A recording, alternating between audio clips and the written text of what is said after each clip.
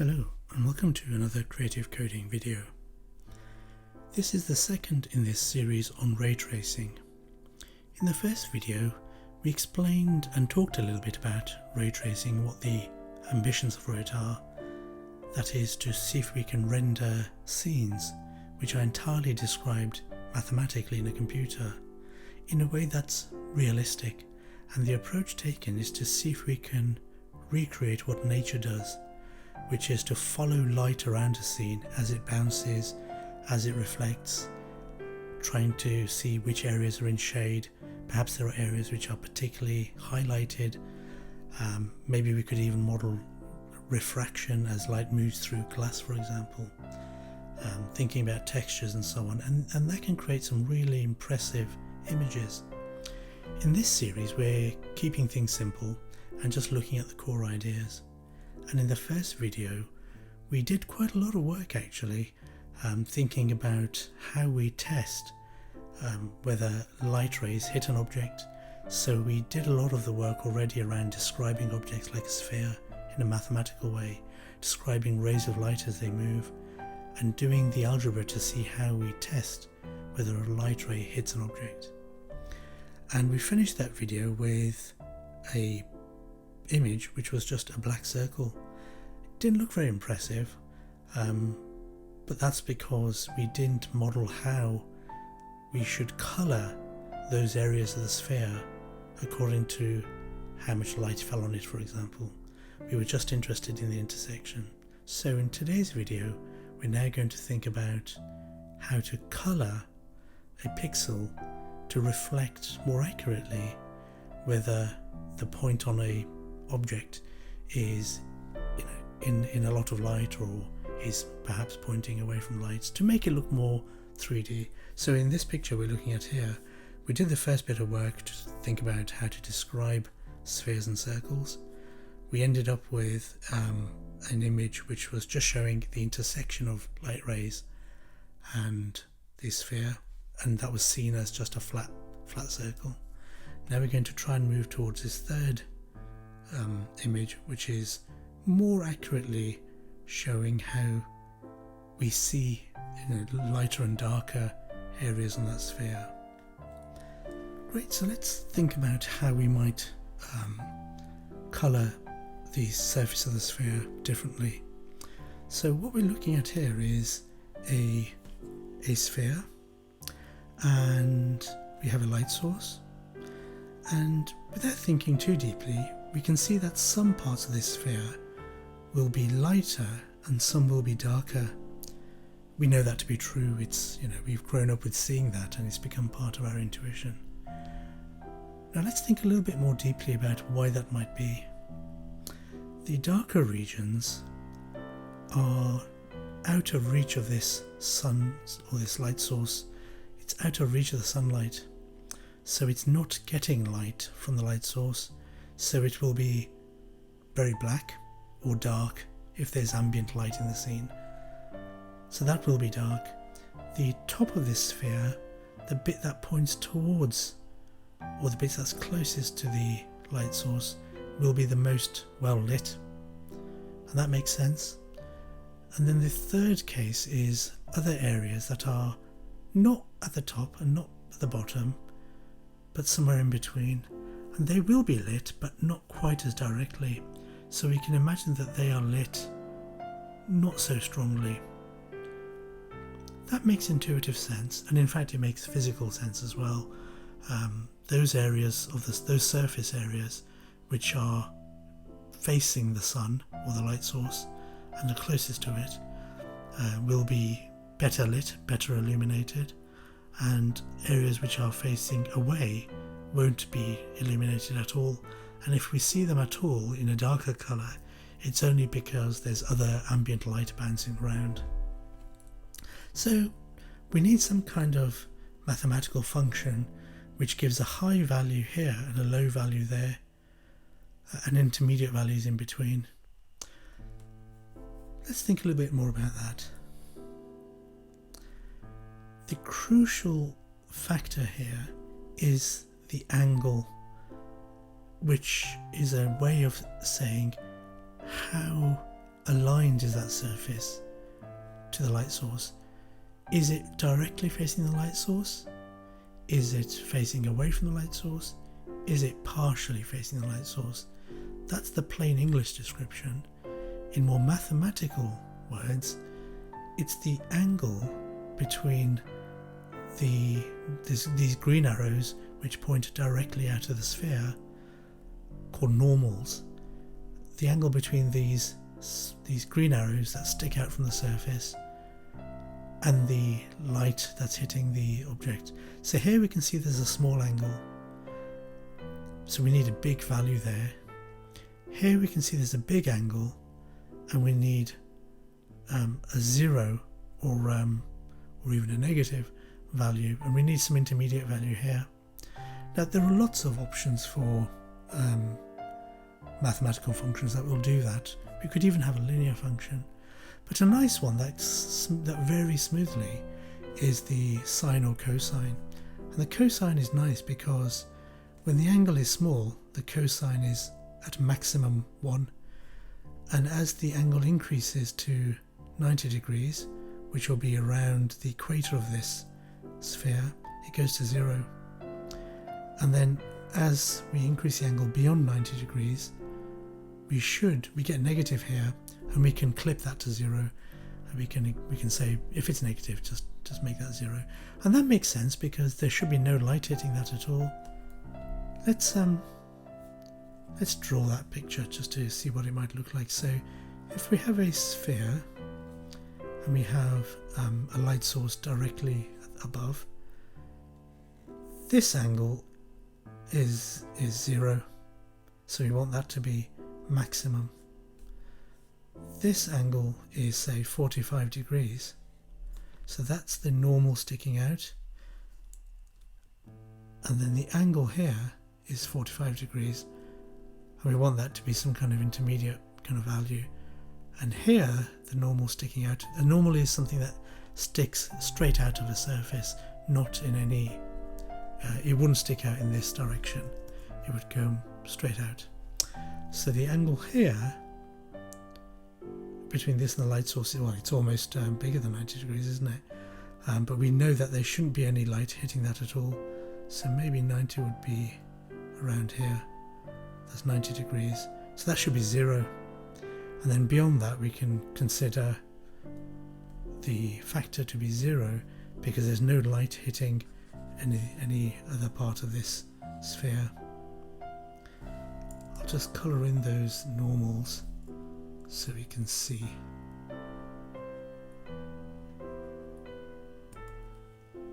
And the angle would be 0 angle, intermediate angle, big angle, and then any larger than 90 degrees we want to clip it to 0. And the cosine function does that because it goes like this. So that's 90 degrees, 0, and that's maximum 1. So it goes down smoothly. So we can use that. We can use the cosine of the angle between the normal and the light source and use that as a factor in adjusting the colour.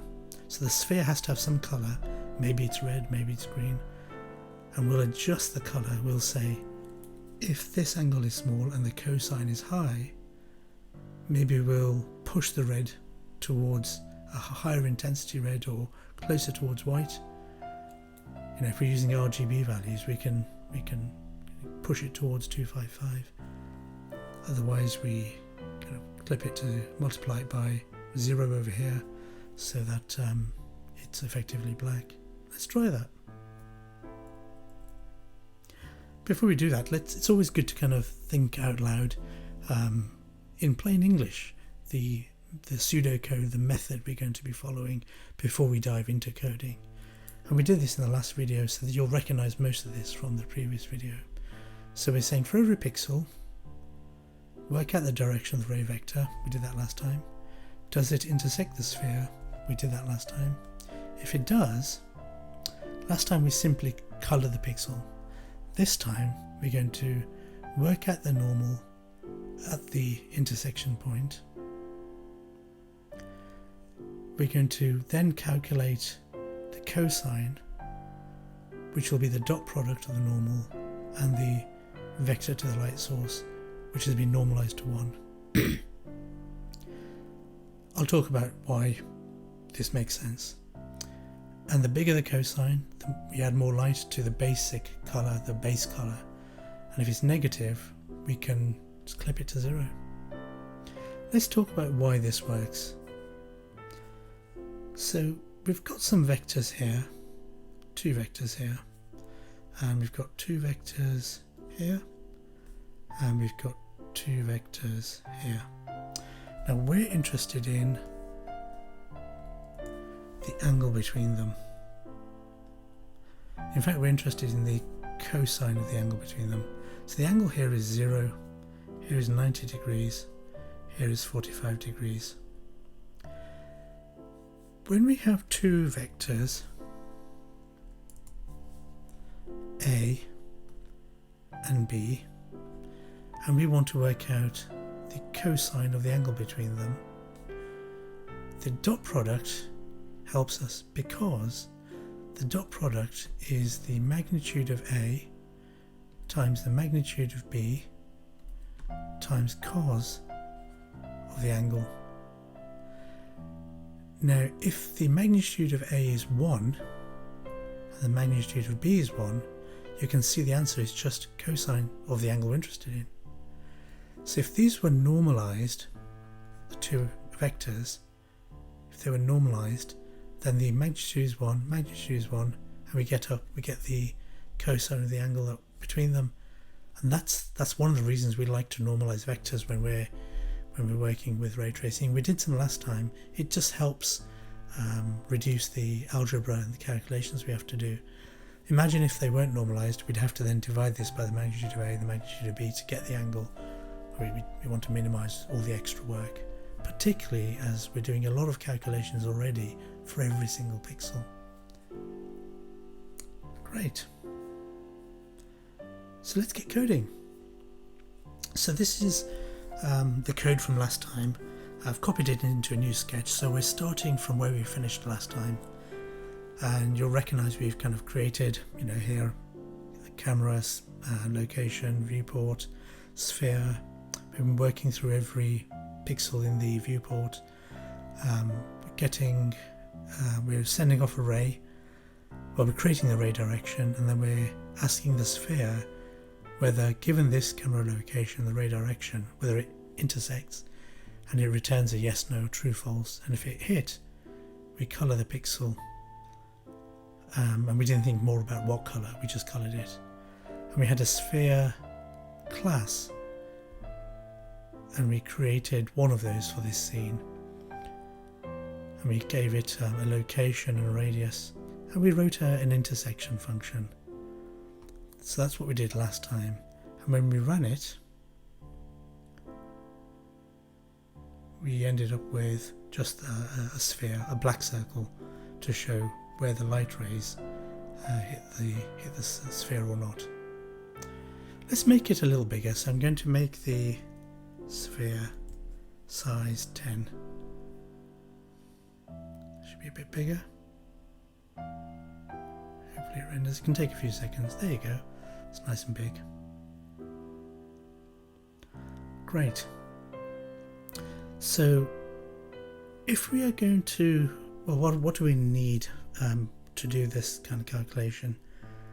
Well, the first thing we need is to think about the function that checks for intersection, and at the moment it just returns a true or false for whether the ray hit the sphere or not. It would be useful if it also returned the intersection point and the normal at that point. So let's work backwards. Let's say it returns 3 things. And in modern JavaScript we can return a list of several things. We can say return what we were returning before, which is a true false boolean. We return an intersection point, which we haven't defined yet. Intersection point. and the normal. So when we ask the sphere, does this light ray intersect with you? Previously it just said yes or no. Now we want it to say yes or no, and if the answer is yes, we want it to also return where on the sphere it hit and what the normal, the arrow that sticks out at that point is. So, and we can calculate those because we've done a lot of the calculations already for that determinant. Now, do you remember, actually let's draw a picture. Do you remember how we had a sphere and a light ray? The light ray could miss the sphere, could hit it just once, imagine that's just once, or it could hit it twice, intersect there and there. And to calculate that, we ended up with a quadratic for t. So this was the ray vector equals the starting point, the camera, plus t time dot the direction. So the direction was a normalized vector, and we were solving for t, and if there was no answer, it meant that the ray didn't hit the sphere. If t had two answers, they were the 2 points it entered and left the sphere, and sometimes t would have one answer, which means it just grazed the sphere. And we were lucky that in trying to solve for t, it was a quadratic equation. And we had something like t equals minus b plus or minus b squared minus 4ac all over 2a. That was the generic solution to a quadratic, and the a's, b's and c's were vectors that we had already kind of done the work for. They're not important right now.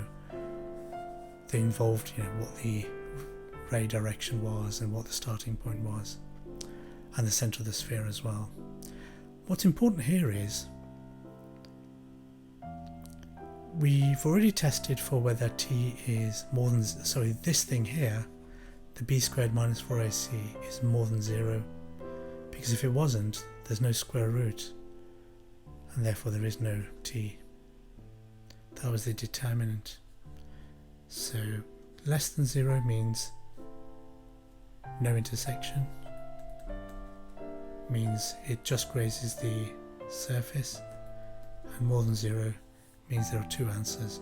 Now we want, if you think about it, the lower value of t.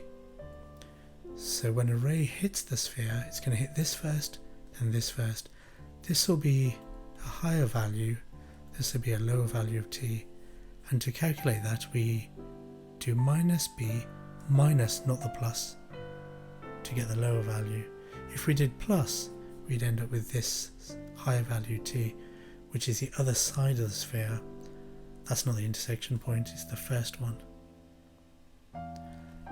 So let's calculate that. And we don't need to do a lot because we've already calculated b, a and c. So we're going to actually have to adjust our code a little bit to say, if the delta is less than 0, as in it didn't hit, then return false, and the intersection point, it doesn't make sense because it doesn't have one, so it just returns 0 and 0 there. Otherwise,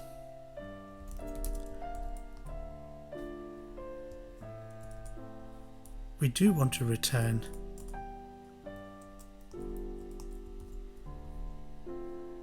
the intersection point and normal, and we're only going to calculate them if delta was 0 or more. That only makes sense if the delta wasn't 0 or more, it didn't intersect, so we couldn't calculate an intersection point anyway. So let's calculate the intersection point.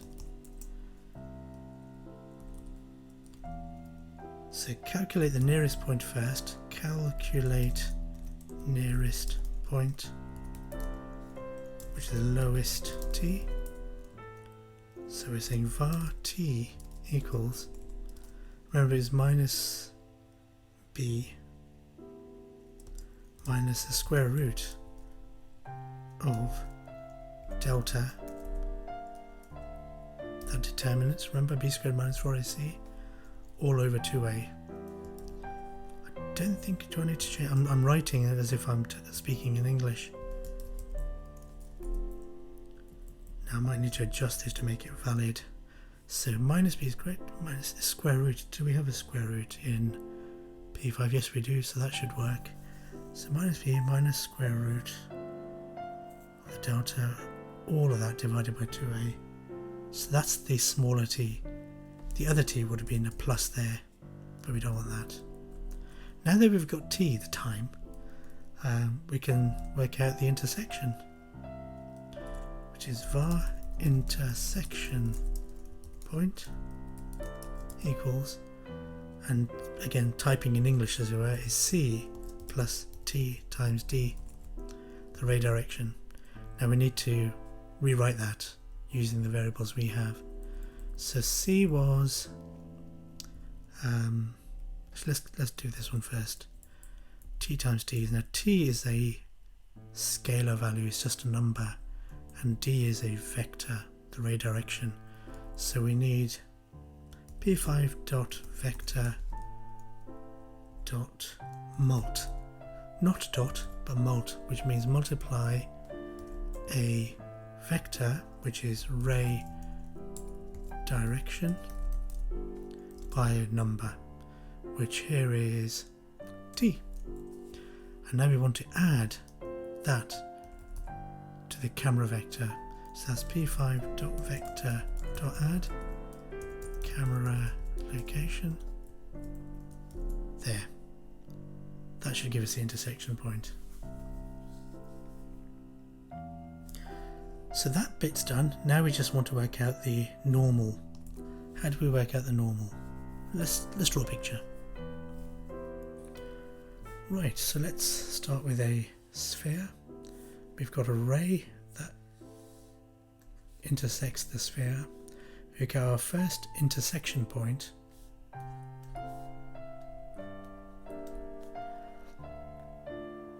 This is the center of the sphere. This is the intersection point. Let's call that I for now. And that's a vector. The normal is the bit that sticks most directly out. And actually, it's following the line from the center to that surface. So if you follow a line from the center to the surface and carry on, that would be a normal. So let me pick a different color to show that. There. And it's following on from this. So if I say, if I can work out what this vector is, this one here, that is I minus S. That's what that in is. And if I, so that's the same direction as this normal vector. All I need to do now is normalize this thing, and I've got the normal vector. You know, to convince yourself it works elsewhere as well. So if my intersection point was there, it won't be, but if it was, I'd say that minus that gives me this vector, which is in this direction, and I normalize it. I've got a normalized normal that sticks out from that surface. So that's it, easy. Often if you draw pictures, a lot of these vector calculations become much simpler. Looking at algebra and code, it really isn't the best way, I think, to kind of work things out. Drawing pictures is much easier. So let's work out normal. So var normal equals p5 dot vector, and we're subtracting the intersection point from the center of the circle, which is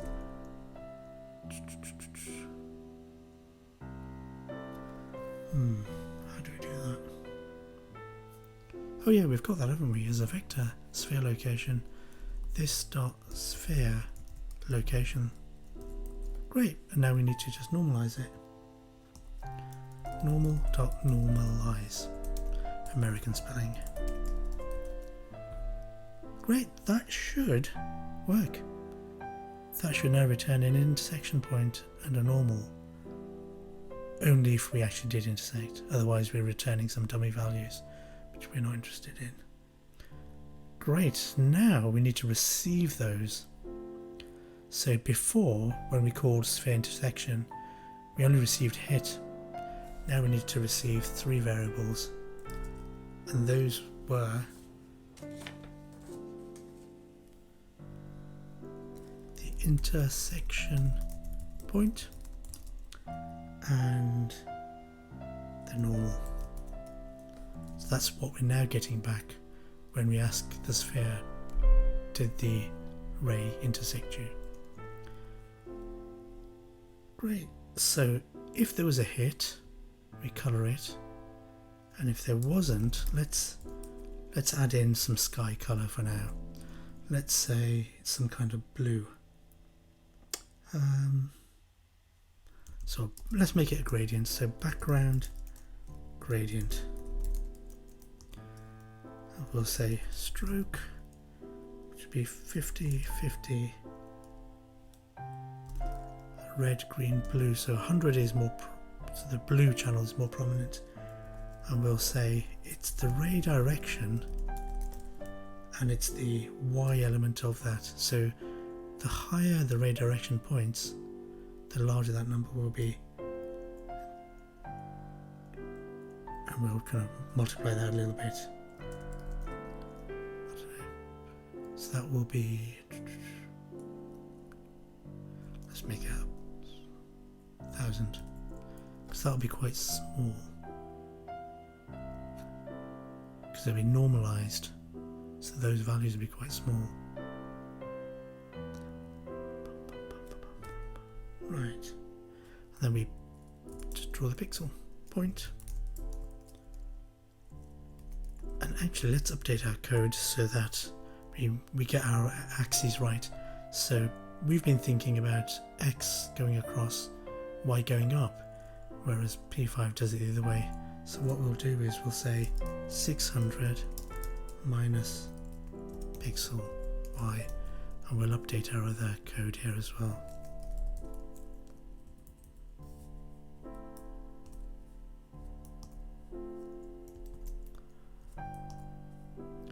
So if we run that, that should still give us a black circle. We're just going to test if the background sky color works.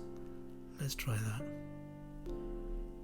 It'll also spot any bugs that we've made. So let's see, where have we made any errors? Yep, there it was. Didn't do the subtraction there. Let's try that again. Yep, there's more.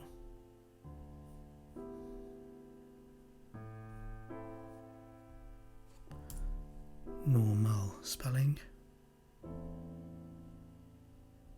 Still more. Right, I found the error. It was this one. So when I'm returning multiple values, it shouldn't be a round bracket, it should be a list. So it should be square brackets.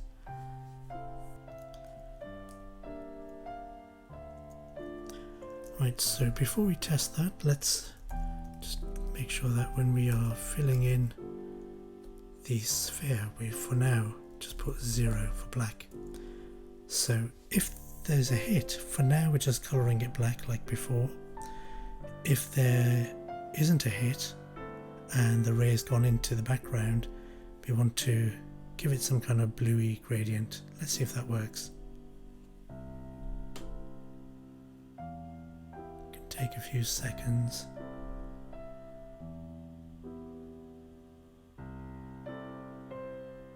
Great, so we have a nice background working. It's we can fiddle with it and adjust the kind of gradient colours and so on, but for now this is fine. It gives the impression that there's a blue sky and some kind of greeny, grassy background. Let's go back to focusing on the sphere itself. Right, so we want to calculate, now that we've got the intersection point, the normal, we want to calculate the cosine of the angle between the normal and the light source. Do you remember that? Let's remind ourselves. It was this thing here. We've got the normal now, and we want to work out the cosine of that angle, and that will be a factor in how we colour the sphere. So let's do that.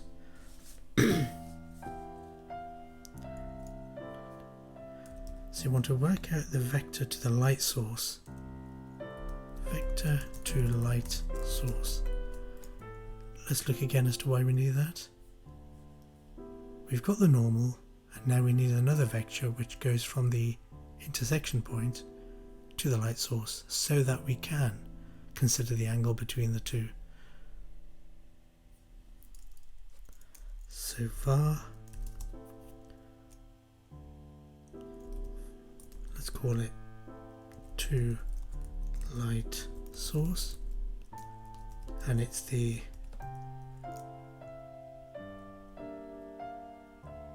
what will it be? The light location minus the intersection point. Yep. Vector dot sub light location. Now, do we know what the light location is? Yes, we do. We've actually written it up here. No, we haven't. We need to write it, don't we? We haven't actually defined it. Silly me. Let's say light location, light source. Var light location equals create vector, and it'll be to the right, up a bit, and back out of the scene towards us, so minus 50, so it's shining into the scene almost from where we are.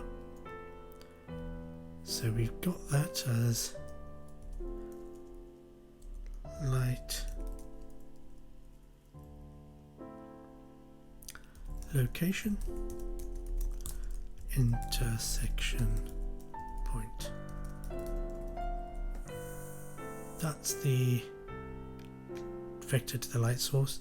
Makes sense to normalize it to light source to make our calculations easier. And now we simply need to work out the cosine, don't we? Cosine factor. Var cosine with, we'll call it cosine with light source. Light source equals p5 dot vector dot is the dot product of the normal, which we've just got back from the intersection function, and this to the light source vector. Now, because they're both normalized, was this one normalized? Let's just check. Yep, that one was normalized as well. Because they're both normalized, we don't need to do any more scaling. That dot product will be the cosine of the angle between them. Great. Now, if it's actually, we're going to clip it if it was below 0, wasn't it? Let's not do that straight away. Let's come back to that. And now we need to work out a lighting factor. So var, let's call it a lighting factor, because that cosine factor will be from -1 to 1 or 0 to 1. So let's call this var lighting equals cosine with light source, and that's from 0 to 1 or from -1 to +1 if we haven't clipped it. And let's multiply that by 127, just half of 255 I think, roughly. So that's what we can then add to the RGB colours. So we can say stroke is red, so it's maximally red, so it's going to be a red sphere. The green and blue we'll say is, let's say it always starts at 127, then we add that factor times lighting. So it's never really too low, but it can get lighter. Great, so let's see if this works. Before we run the code, let's just summarize what we've done. We've updated our intersection function to return the intersection point and the normal if it's hit. If it's not hit, we just draw some gradient in the background to simulate the sky. If it is hit, we want to see how well illuminated that intersection point was. And to do that, we want to see whether it is facing the light source, whether the normal is facing the light source. That means working out the angle between the normal and the light source, and that is this cosine. That cosine will be from -1 to +1, or if we clip it, it'll be from 0 to 1. Because those are small numbers, we can scale them up so that we can use them as RGB values in stroke. Let's run this code and hopefully there won't be any error. Let's try it.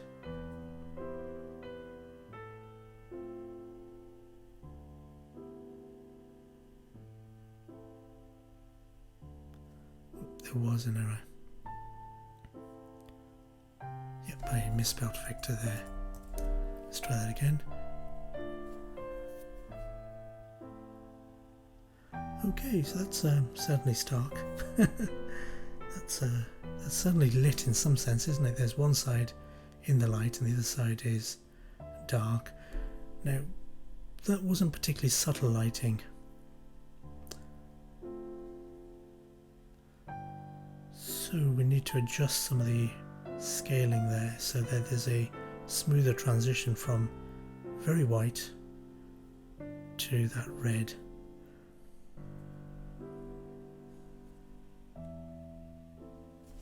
I know what I did wrong. I should have added, not multiplied. No wonder it very quickly saturated the RGB values. Let's try that again. Great, look at that. Fantastic. Much more effective. So what we've seen here is much more realistic shading of that sphere, and towards the top right, because those surfaces point towards the light, they are much more closer to white in some sense, and away from that they're darker. Now, one thing we didn't do was clip those values of the cosine, because we said we were going to do that. So let's do that. Clip cosine. So we can say that variable, and we can use a constrain function, which is rather convenient. So this is going to be constrained from 0 to 1. Outside those, if it's below, it'll be 0. If it's above 1, which it never will be, it'll be 1. Let's try that again. Right, so we can see actually it's a lighter sphere, isn't it, overall? Those negative values were taking away from the RGB values and making it a bit darker. So that was a bit useful actually. Maybe we can think about keeping it. But the main point, the key point, is that we've used the idea of whether the surface is pointing towards the light source and use that measure, the angle, the cosine of the angle, to colour the surface and make it much more realistic. And we could stop there. I mean, that's quite a fine rendering, and you can play yourselves with making it lighter and darker and choosing different base colours. But I'm going to introduce one more idea today, because I think this one isn't quite sufficient. So let's talk about why this isn't quite sufficient. So here is a particularly contrived setup. We've got our sphere and we've got 2 points here, and they have normals sticking out from those surfaces, and they are at a point where angle that we were talking about before between the normal and a vector that points to the light source, they're actually the same here. So we see the angles between the normal and the light source here are the same for that point and that point. If we followed what we were just doing, they would be coloured the same.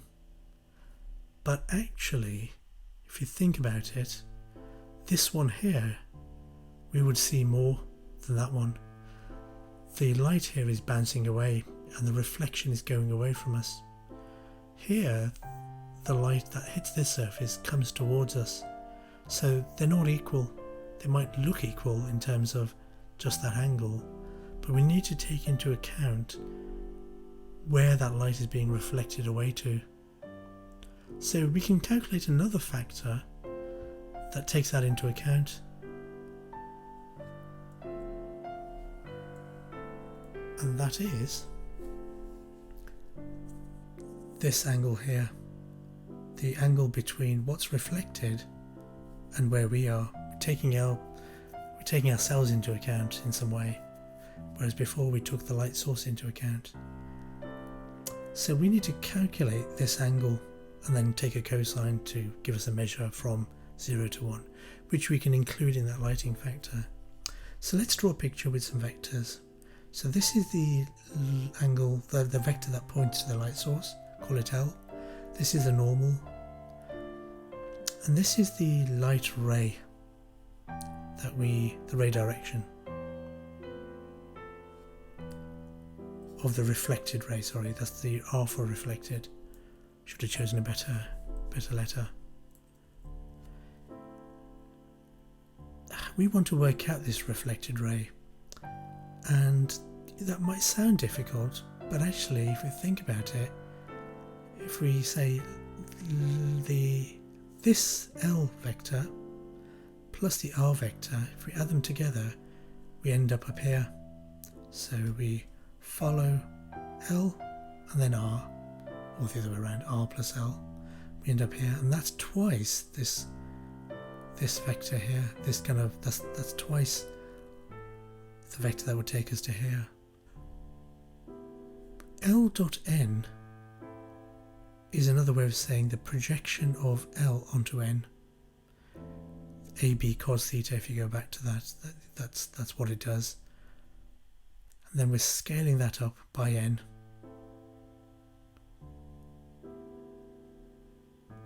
So we're saying this projection of L onto n is this distance here. And we're saying double that to take us to here.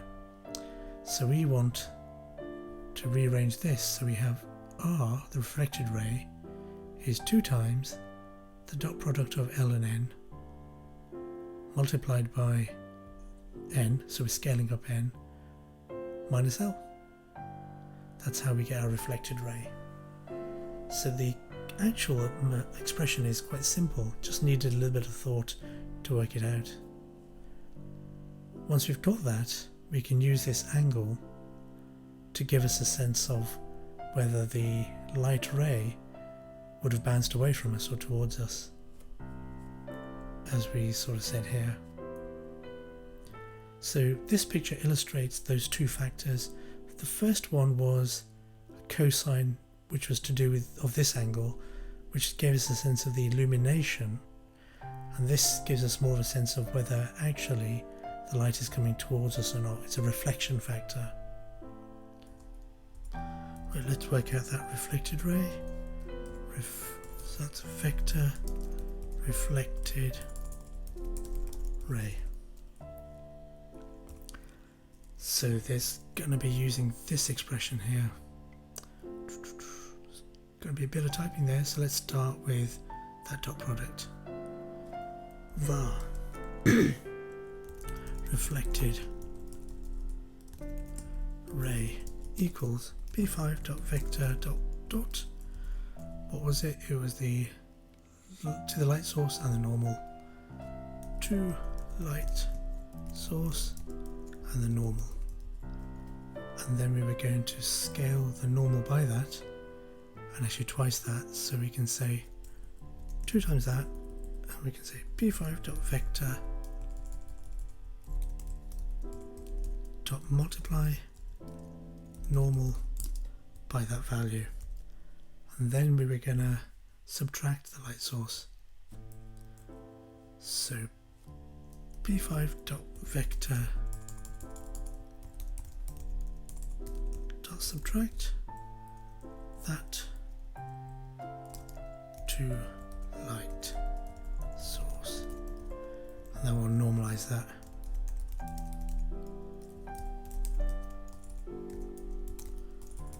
Normalize. Brilliant. That's done.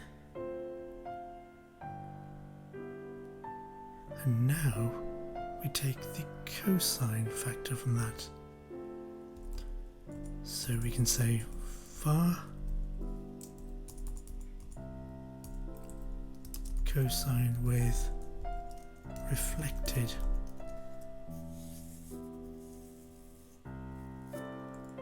So let's name that something more meaningful.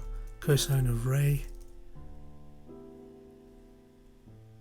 to reflection equals p5 dot vector dot of the reflected ray and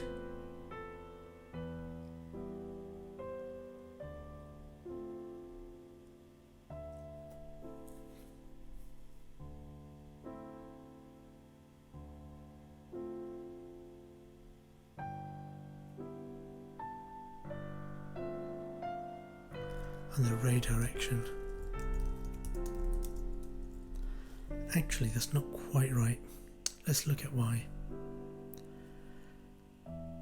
The reflected ray is going out here in this direction, but the ray direction is going towards that point. If we did that, we'd get a very large angle. We want to invert this, that has to be negative. So this needs to point out from that point to get this small angle, otherwise the angle is all the way around.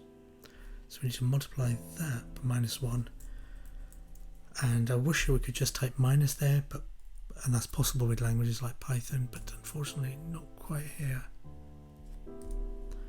We need to multiply that by -1, so we say p5 dot vector dot mult that by -1. Great. So that's given us the other cosine. We need to clip that one as well. Equals constrain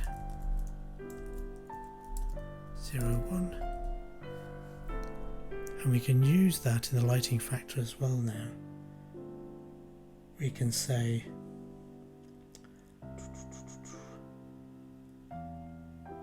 do we want to add them or multiply them? Let's multiply them. So we're just multiplying the two cosine factors.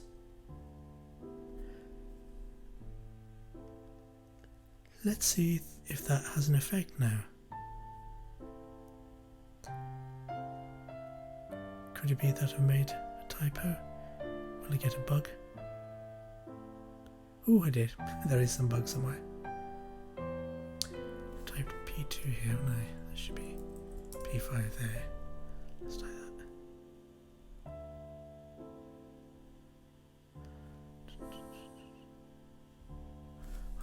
Missed that 2 times there.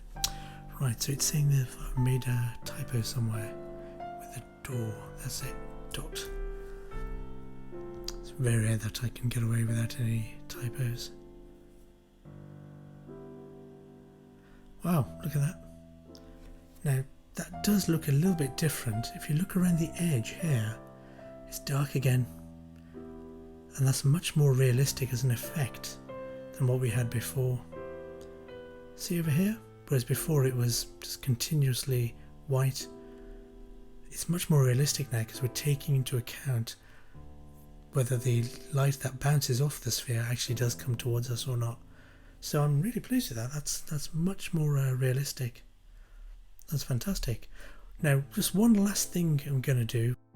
So if you look at this actual photograph of a billiard ball, you'll see some very sharp, narrow bits of light, and ours were quite broad. And we can make our broad areas of white, kind of shading, much more focused and narrower by not using cosine, but using powers of that. So squared, or to the power 4, power 10, makes it much more focused around the center, and that's a really easy thing to do. And here's some other experiments I've done where you can see here the power is 1, so it's just the cosine factor, squared to the power 4, and they get smaller and smaller. So lots of people will adjust this factor to make things look more realistic. Let's try it ourselves. So in the code, where we've got this cosine, what we actually do, we can say we can adjust the phong factor.